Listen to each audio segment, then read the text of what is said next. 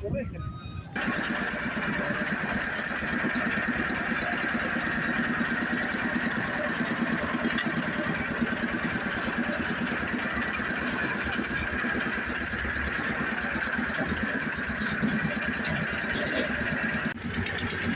anda Afganistan'da Herat ilindeyiz.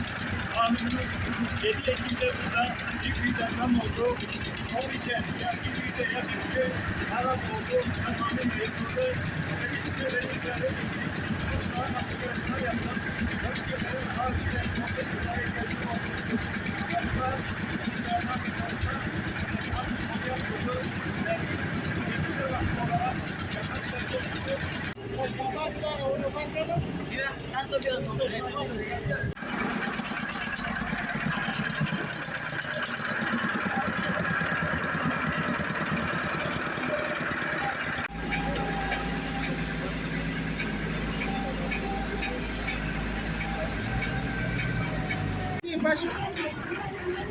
şu anda Afganistan'dayız. Afganistan'da bir deprem oldu. Ve bu depremde 2500 adetin zahmet ettiği ve 10 köyümüz tamamıyla yıkıldı.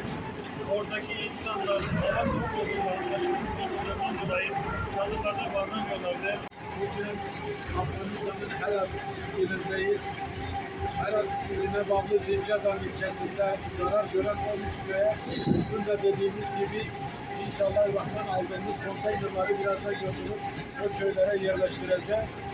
Şu anda konteynerlarımız Avrupa Yetimleri Umut Kervanı İHO Evrak ve Yetimler Vakfı'nın beraber organize ettiği bu çalışmayı inşallah gün boyu içerisinde ara ara siz değerli gönül dostlarımıza göndereceğimiz videolarla, konuşmalarla sizlere sunacağım, göstereceğiz. Şimdi dediğim gibi konteynerlarımızı yükleyip köye doğru gidiyoruz. Şu anda Afganistan'dayız. Afganistan'da bir deprem oldu. Ve bu depremde 2500 adetin zahmet ettiği ve 10 köyümüz tamamıyla yıkıldı. Oradaki insanlar hava soğuk olduğundan başımızdan dolayı çadırlarda barınamıyorlardı ve bizim gözlerimizle müşahede ettik. Ve bunun için Umut Kervanı